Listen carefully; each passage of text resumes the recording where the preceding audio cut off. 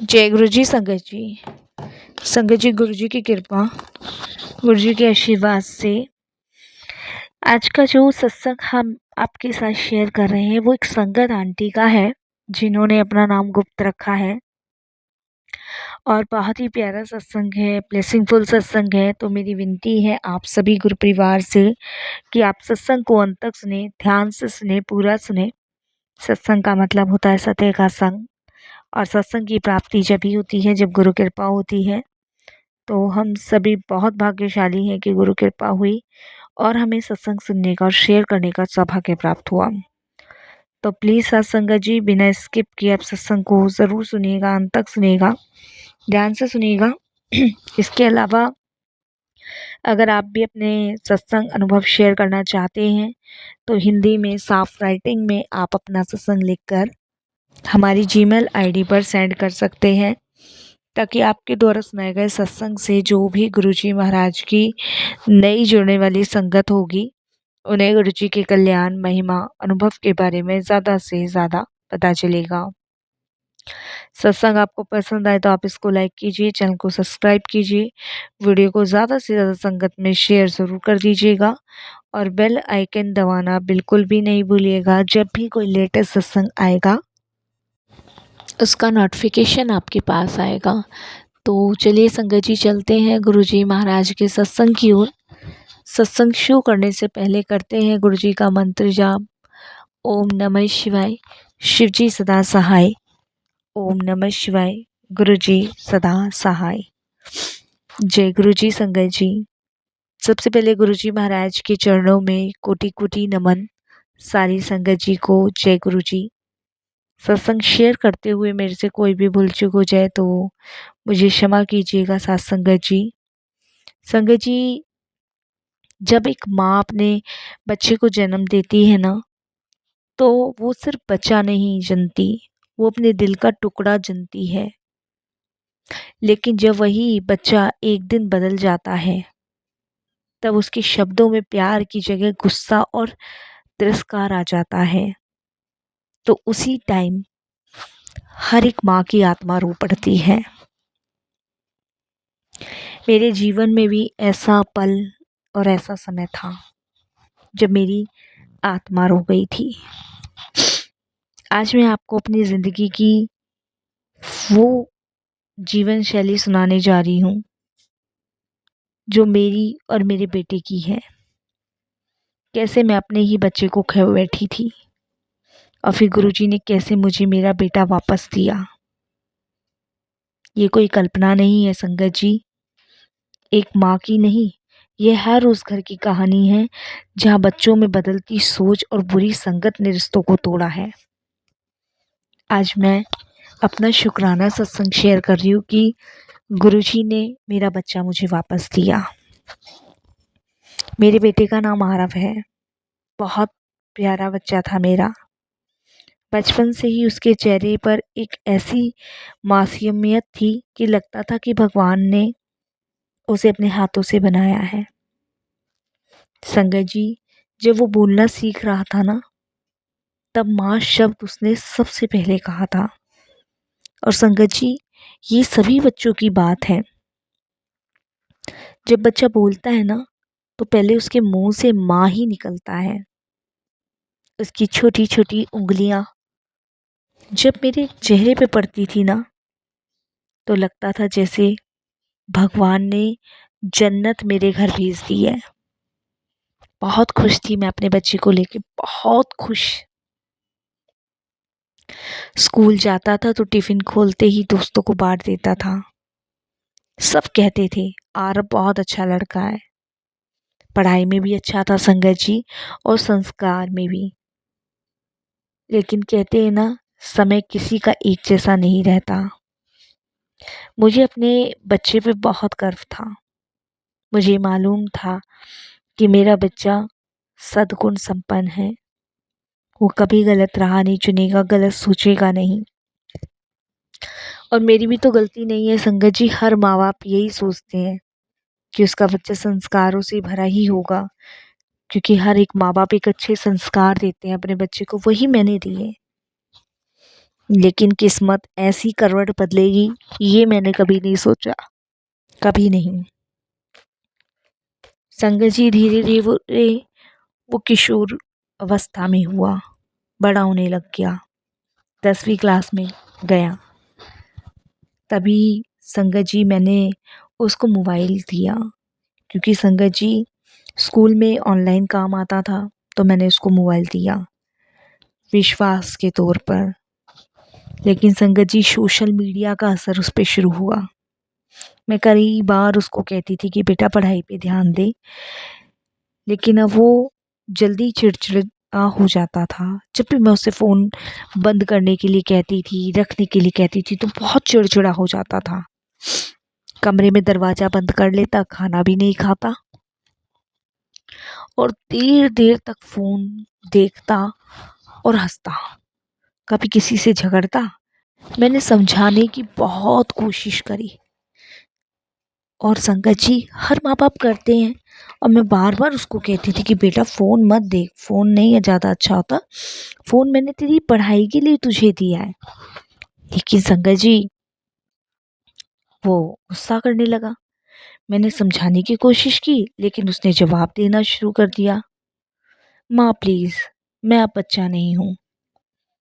उस दिन पहली बार लगा जैसे कोई दीवार हमारे बीच बन गई है। पहली बार ऐसा लगा मुझे कि मेरा बच्चा मेरा नहीं रहा। संगत जी अब उसका चिड़चिड़ापन देखकर उससे बात ना करने का मन करने लगा, क्योंकि वो पलट के जवाब देने लगा। मैं रोज प्रार्थना करती थी गुरुजी से कि गुरुजी बच्चे को संभाल लीजिए। मैं उसे खोना नहीं चाहती थी संगत जी, और ये बच्चा भी गुरुजी की कृपा से ही ब्लेस हुआ है, और गुरुजी की कृपा से ही मुझे मिला है। आप विश्वास नहीं मानेंगे, ये गुरुजी की ही ब्लेसिंग्स है। और ये एकदम से ऐसे कैसे हो गया, मेरे समझ से बाहर था, बिल्कुल बाहर। संगत जी गुरुजी की कृपा से मेरे घर में सब कुछ था, लेकिन मेरा मन खाली था। मेरा बेटा अब 12th के बाद कॉलेज जाने लगा। उन दिनों मैंने गुरुजी का शुक्राना किया, लेकिन मुझे ये नहीं पता था संगत जी की कॉलेज की संगत तो और गलत होती है। कॉलेज जाने लगा और संगत जी उसने सिगरेट पीनी शुरू कर दी। धीरे धीरे शराब भी पीने लगा। मैं देखती थी पर कुछ कह नहीं पाती थी, क्योंकि अब वो हर बात पे चिल्ला देता था। शुरुआत में मुझे कुछ नहीं पता चला, उसकी आंखों के नीचे काले घेरे होने लगे, वजन कम होने लगा, भूख नहीं लगती थी उसको। मेरे को लगता था शायद स्ट्रेस है पढ़ाई का, लेकिन बात तो कुछ और ही थी, क्योंकि वो सिगरेट शराब में डूबा रहता था। एक दिन तो उसने खुलकर पी और मैं उसे कुछ नहीं कह पाई। एक दिन रात को 3 बजे संगत जी दरवाजे की घंटी बजी। मैं एक सिंगल मदर हूँ संगत जी। हस्बैंड मेरे जो हैं वो एक कार एक्सीडेंट में चले गए थे। जब दरवाज़ा खोला तो सामने पुलिस खड़ी थी। उन्होंने मुझसे कहा कि आपका बेटा हमारे साथ है, कॉलेज के बाहर लड़ाई कर रहा था। उस वक्त मेरी दुनिया हिल गई। उस टाइम मुझे ऐसा लगा संगत जी जैसे मेरी परवरिश पे किसी ने तमाचा मारा हो। बहुत दुख हुआ, बहुत। मैं संगत जी अपने आप को नहीं संभाल पाई और गुरुजी के चरणों में जाकर रोने लगी कि गुरुजी मैंने इसे संस्कार दिए थे, फिर ये कैसे रास्ते से भटक गया गुरुजी। लेकिन संगत जी हमें नहीं पता कि हर चीज़ में गुरुजी की लीला होती है, हर चीज़ में गुरुजी की लीला छुपी हुई होती है, हमें कुछ भी नहीं पता होता। मैं गुरुजी से प्रार्थना करने लगी कि गुरुजी ये अपने रास्ते से कैसे भटक सकता है, मेरे को कुछ समझ नहीं आ रहा। मैं गुरुजी से कहने लगी। उसके बाद संगत जी मैं पुलिस स्टेशन से उसे छुड़वा के लाई। उसके बाद वो और दूर चला गया। मैं उसके कमरे में जाती तो दरवाज़ा बंद कर लेता, कई बार खाना भी नहीं खाता। एक दिन तो उसने कहा कि मम्मी अब मुझे मेरे हाल पर छोड़ दो, उस वक्त मैं कमरे के बाहर खड़ी होकर रो पड़ी, घंटों तक गुरुजी के स्वरूप के आगे। उसी रात संगत जी नींद में मुझे एक सपना आया जिसमें गुरुजी आए। गुरुजी बड़े मंदिर के सिंहासन पर बैठे थे। उन्होंने सिर्फ इतना कहा, डर मत, ये इसकी परीक्षा चल रही है, मैं संभाल लूंगा, तो चिंता मत कर। ये ड्रीम देख के मेरा पूरा शरीर कांप रहा था, लेकिन मन में एक अजीब सी शांति थी कि गुरुजी की लीला है। अगले दिन संगत जी एक अजीब सी बात हुई मेरे जीवन में। आरव खुद मेरे पास आकर बोला, मम्मी कल रात मैंने सपना देखा, कोई संत मुझे कह रहे हैं बेटा अपनी माँ का दिल मत तोड़। मैं समझ गई, गुरुजी अपने काम पर लग गए, क्योंकि आता नहीं था वो मेरे पास। लेकिन जिस दिन पुलिस स्टेशन से छुड़वा कर लाई, उससे अगले दिन ही वो मेरे पास आया। धीरे धीरे आरव में बदलाव आना शुरू हुआ, लेकिन वो गलत संगत छोड़ने को तैयार नहीं था। मैं परेशान थी। मैंने गुरुजी को फिर कहा, माँ हूं ना, बेचैनी हुई जाती है। गुरुजी का एक मैसेज आया, तो चिंता मत कर, मैं इसे बड़े मंदिर बुला रहा हूँ, इसके सिर पे मेरा हाथ है, तो चिंता मत कर। और अगले दिन आप विश्वास नहीं करोगे संगत जी, मेरा बेटा जो मेरी कभी नहीं सुन रहा था, वो एक दिन मेरे पास आया कि मम्मी मैं भी बड़े मंदिर चलूँगा। जब मैं गुरुजी के बड़े मंदिर उसको लेके पहुंची, तो वहाँ का वातावरण ने उसे बदल दिया। लंगर खाते के साथ आरव के मन में एक भाव जगा कि वो यहाँ सेवा करेगा। उसने संगत जी अपनी गलत संगत छोड़कर गुरुजी की सेवा करनी शुरू कर दी।